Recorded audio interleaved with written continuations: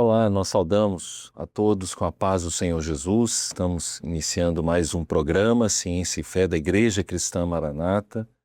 A todos que têm nos acompanhado ao longo dos últimos episódios, nós temos falado a respeito da fé verdadeira. E como no episódio anterior, o tema tem sido a fé que permanece. Temos argumentado a respeito da fé que tem sustentado a igreja em todo o período profético, contando a partir do período de Pentecostes até chegarmos os dias que temos vivido hoje, os dias que antecedem a volta do Senhor Jesus. E para continuar falando desse assunto, estamos aqui com membros do Grupo Ciência e Fé.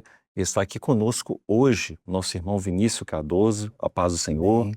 Pai do Senhor Willer, Pai do Senhor, Pastor Tiago, aqueles que nos assistem, a paz do Senhor a todos. Maravilha. Pastor Tiago, paz do Senhor. Pai do Senhor, estamos aí, o Senhor vai nos dar a benção, A fé permanece, a fé tem nos sustentado. E nesses episódios temos ouvido muito a respeito desse assunto que tem nos enriquecido grandemente. Nós vamos ler um texto aqui da palavra, está em Romanos, no capítulo 10, no verso 17, que diz assim: de sorte que a fé é pelo ouvir e o ouvir pela palavra de Deus. Até o episódio anterior, nós chegamos até um período que é o período da Idade Média, né? Discutimos um pouco a respeito dessa fase que a fé, ela sustenta, sempre houve um remanescente fiel em todos os períodos. Até comentamos um pouquinho a respeito do que está descrito numa das cartas da igreja do Apocalipse, né, de Sardes, dos restantes, né, a respeito daqueles que haviam ainda de se salvar. O Senhor sempre tem um projeto para o servo fiel, em meio a diversas circunstâncias, e ao longo da história da igreja vemos todas as adversidades que os servos do passado enfrentaram e nos nossos dias atuais continuamos enfrentando. Mas houve um período, nós chegamos em um período bastante conturbado, uma fase política, nós chegamos comentando a respeito do imperador romano, que institucionaliza, digamos, a fé, uma fé exterior, proclamando, né, o cristianismo como uma religião do Império Romano. E essa fé, ela ficou, de uma certa forma, a fé verdadeira ficou escondida. E nós vemos que este texto ele nos traz exatamente aquilo que Deus ele deseja realizar na vida do homem. A fé, ela vem pelo ouvir e ouvir a palavra. Mas para que o homem tenha o conhecimento, ele tenha acesso a essa fé, ele precisa ter acesso à palavra. E aí nós chegamos a uma fase que é a fase do período da Reforma Protestante. E esse assunto é um assunto importante, por isso então, estamos aqui com o nosso irmão que é especialista, e que a gente já pode começar falando a respeito disso, não é, Vinícius? O papel da reforma nessa restauração da fé. É uma fé que estava ali escondida dentro de um processo político, uma instituição religiosa. Como que a reforma foi importante nesse sentido?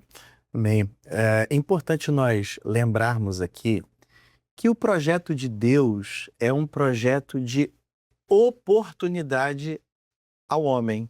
Oportunidade a quê? Oportunidade de salvação. Então, o projeto de Deus, ele se cumpre na vida do homem quando esse tem a salvação em Jesus. Foi todo o trabalho da igreja até esse momento.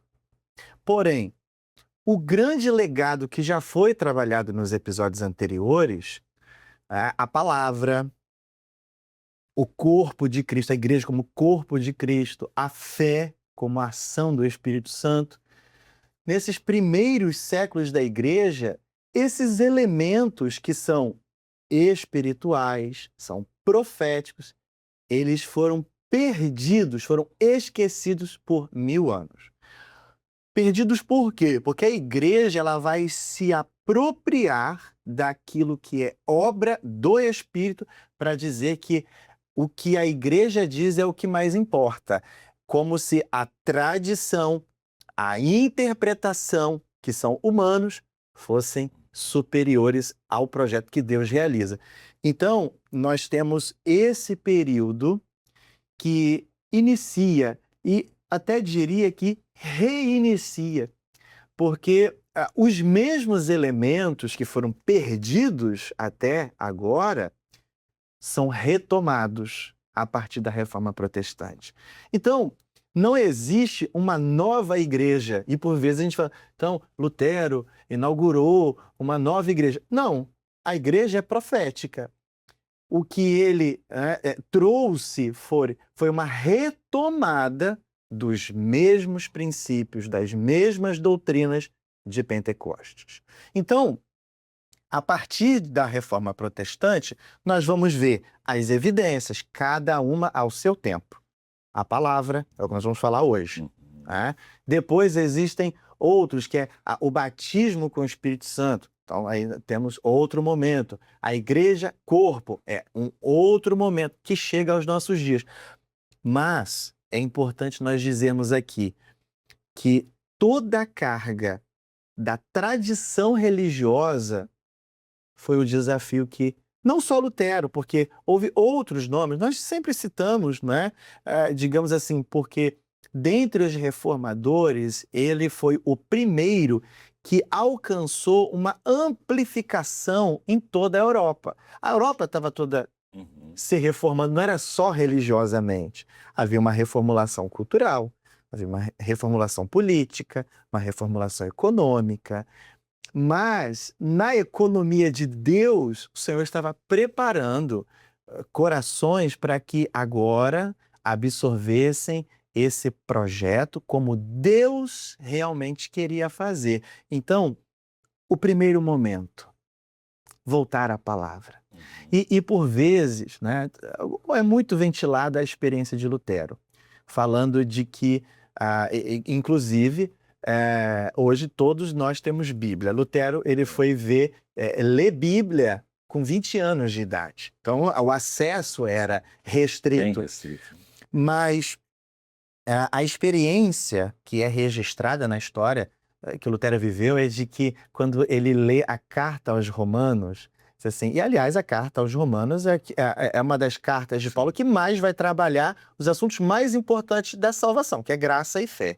Então, ele disse assim, o justo viverá da fé. Aí alguns podem dizer assim, mas isso é letra, não é? E alguns insistem em dizer, não é revelação, é letra, é pura letra. Eu digo assim, é pura revelação, porque o que está escrito em Romanos está escrito em Abacuque, no Velho Testamento, profetizando o que Lutero. Então, o justo viverá da fé é um texto de Abacuque 2:4. Então, esse momento foi separado por Deus e deve ser valorizado por nós. Acho que essa é a maior importância do tema. A Bíblia não ficou em Lutero, a Bíblia continua. E ela precisa continuar na nossa vida. O que Lutero descobriu? A doutrina da salvação. O que nós vamos descobrir? A mesma coisa, a salvação em nós. Então, esse é um pano de fundo, né? Um panorama daquilo que ele vivenciou, com o que ele precisou combater, não é? E agora seguem-se os seus desafios, não é? Para essa retomada da doutrina da salvação. Isso é muito interessante, porque, na realidade, como o Vinícius mesmo disse, né, pastor Tiago, não foi estabelecida uma nova doutrina. O que simplesmente ocorreu é que algo que estava obscurecido, que estava escondido, foi encontrado. É a parábola do tesouro escondido. O tesouro estava lá, ele apenas estava escondido no campo.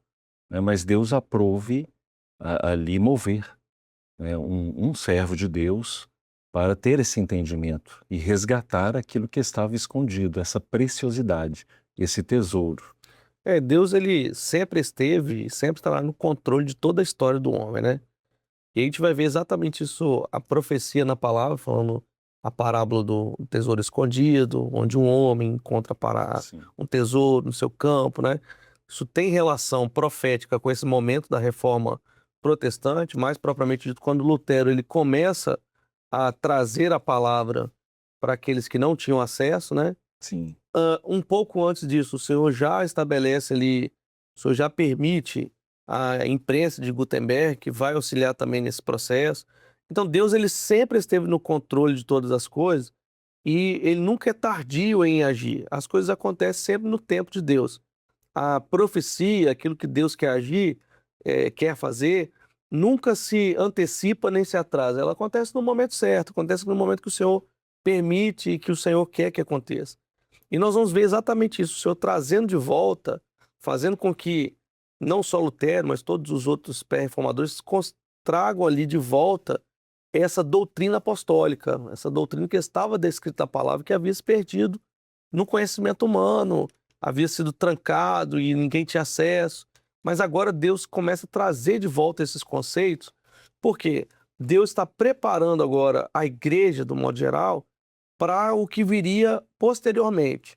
No episódio anterior nós falamos isso, olha, Paulo ele vai falar sobre a fé, sobre permanecer na fé, não naufragar na fé, não dar ouvido a outros evangelhos, a outros, porque a igreja iria entrar num período, como entrou, ali descrito profeticamente na carta ali sobre Pérgamo, né, a medida de farinha da mulher, tudo que está descrito nessas parábolas e nas cartas do Apocalipse, Paulo já descrevia um preparo para a igreja entrar nisso.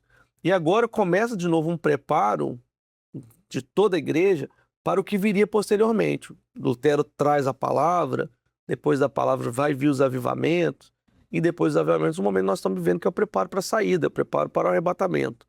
E Deus sempre fez isso no controle dele, Deus sempre teve esse controle nas suas mãos, e ele não dá esse controle a ninguém, ele é o autor e consumador da fé, mas ele também é aquele que é o que arquitetou e que construiu todo o universo. Então, todos os dois aspectos, o aspecto humano, todo esse universo criado está nas mãos dele, e tudo aquilo que é espiritual está nas mãos dele, então ele rege todas as coisas com a sua mão poderosa. Maravilha, né? E também, né, Vinícius, tem outros personagens, né, que se referem à reforma. O que a gente pode falar um pouco mais a respeito deles, né, neste papel, né, do resgate, né, dessa fé? É importante dizer que a reforma era não é um episódio isolado. Antes mesmo de Lutero, nós temos um grupo de pessoas, de irmãos, que foram despertados. Quer dizer, eles conferiam na palavra, porque eram muitos deles párocos, né, responsáveis, alguns acadêmicos que ensinavam. Mas quando comparava o que está na palavra e o que era a prática da igreja, havia uma distorção, havia um desvio. Então, alguns como John Hus, por exemplo. Então, é um nome muito mencionado, né? Então, posteriormente, com uma congregação, quer dizer, como os Hussitas, né? Então, outros, Wycliffe. Interessante é que muito se fala sobre a tradução da Bíblia em Lutero, mas o Wycliffe já vinha fazendo anteriormente a Lutero já fazia o trabalho de tradução para o inglês, já Lutero para o alemão.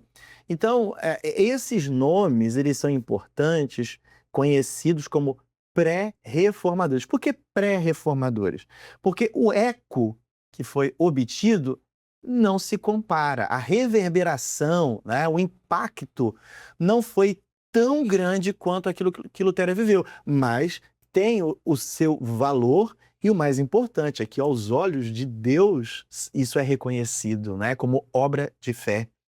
Agora, após Lutero, existem outros nomes importantes, né? Então nós temos o próprio João Calvino, né, e que vai transitar entre algumas regiões, né? Entre França, especialmente, algumas regiões suíças, mas também tem Menno Simon, né? Pertencente a um grupo chamado Anabatista. Na própria Inglaterra, por mais que o rei, né, que era Henrique VIII, de onde surgiu o anglicanismo, ele rompe com o papado, né, rompe com a igreja histórica, mas não existe uma reforma espiritual, ela se tornou meramente política. Mas existe uma reformulação espiritual com Elizabeth I, por exemplo. Então, a Inglaterra já quase, vamos colocar aqui, dá um salto, né, de um século mais ou menos, que vai viver, né, esse puritanismo, esse avivamento, esse momento em que a palavra toma uma importância a ponto de modificar a forma da igreja se comportar. São nomes que têm o seu valor, não é? E interessante é que cada um vai trazer a sua contribuição. As influências, elas permanecem até hoje, não é? Seja na Inglaterra, regiões como Holanda, Suíça, por exemplo, a confissão belga, por exemplo, ela é respaldada no movimento da Reforma Protestante.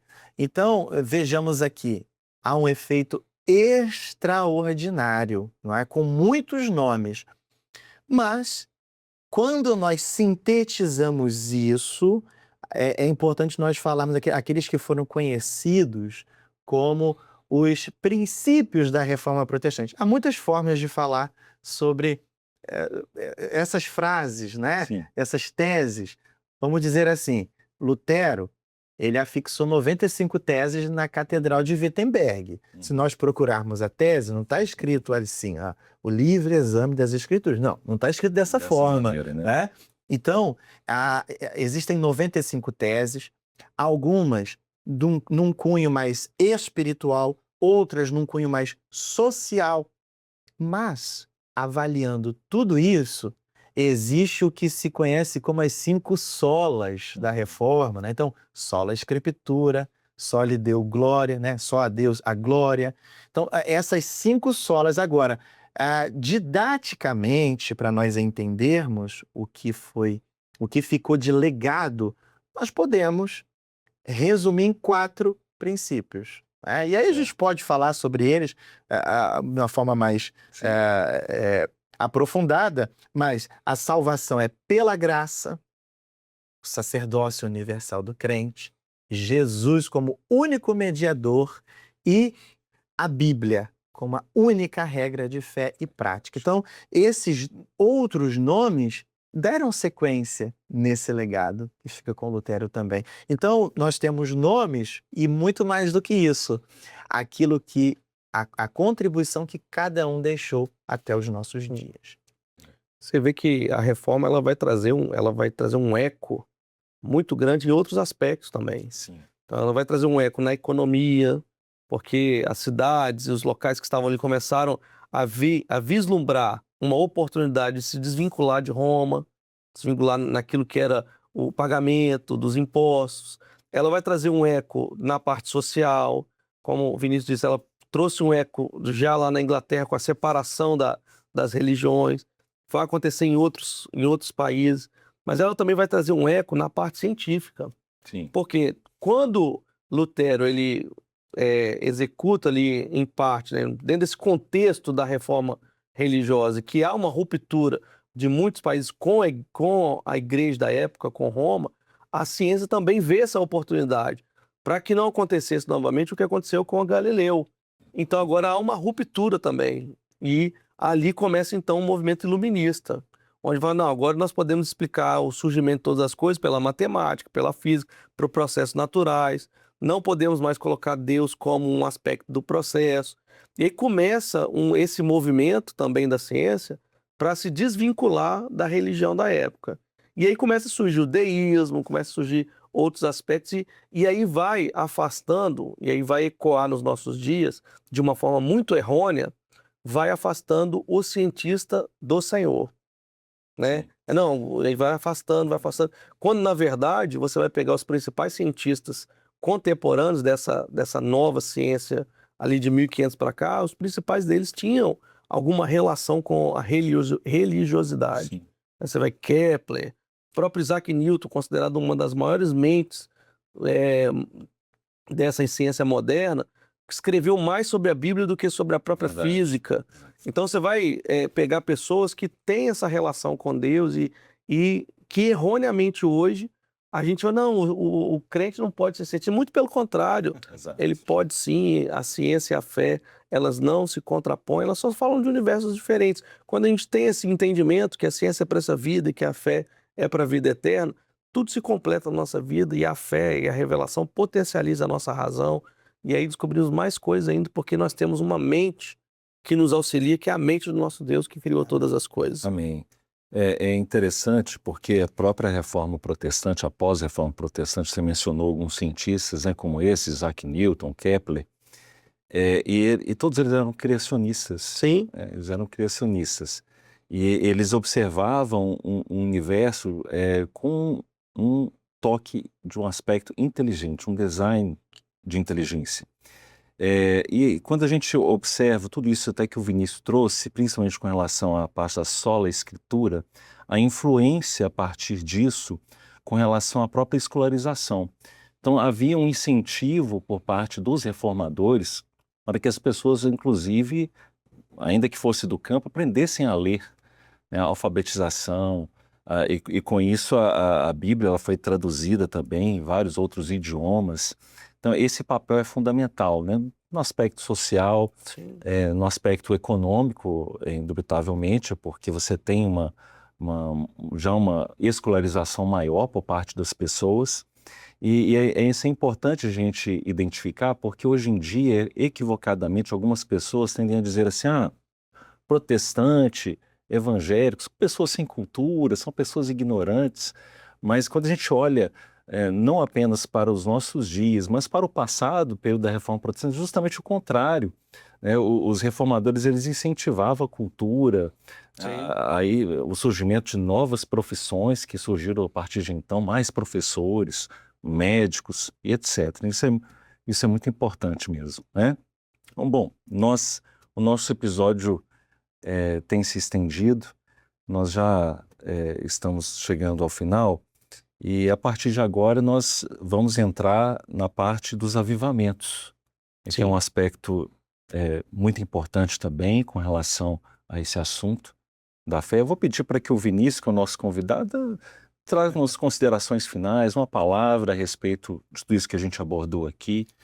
É importante que esse legado, digamos assim, se foi alvo da atenção de Deus tornar a palavra acessível, nós precisamos fazer isso valer na nossa vida hoje.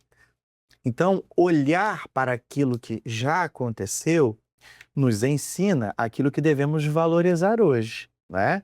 Então, é interessante que há um salmo que parece que resume, né, o projeto, a oposição, mas o projeto de Deus intervindo, que diz assim, eu me deitei e dormi. A igreja, ela dormiu no Senhor, debaixo de muitas perseguições. E essa doutrina que havia sido trazida, ela ficou perdida por muitos séculos. Mas o salmista diz assim, mas eu acordei, porque o Senhor me sustentou. Quer dizer, a igreja, a partir de Lutero, ela despertou a luz da palavra. Amém. Então, nós vemos o quanto essa palavra, ela tem vida para nós. Enquanto nós entendemos a palavra como fonte de vida, Bíblia como palavra de Deus, Deus está realizando a sua obra em cada um de nós. Então, acredito que é essa igreja que Deus quer encontrar. É essa igreja pela qual o Senhor Jesus se entregou, verteu o seu sangue e o projeto que Deus ele mantém até nos encontrarmos definitivamente. O objetivo nosso é a salvação em Jesus. Glória a Deus, louvado seja o nome do Senhor. Amém, pastor Tiago? Amém, Pai do Senhor. Bom, com isso nós vamos encerrar o nosso episódio. Vinícius, a paz do Senhor. Amém, Pai do Senhor a todos. Seja sempre bem-vindo. Amém. A você que nos acompanhou em mais um programa, Ciência e Fé, no nosso próximo episódio continuaremos ainda a abordar este assunto, a fé que permanece. Estamos nos aproximando agora, no período dos avivamentos, até chegar à fé durante os nossos dias estes que antecedem a volta do Senhor Jesus. Então, nosso próximo programa, a todos, a paz do Senhor Jesus.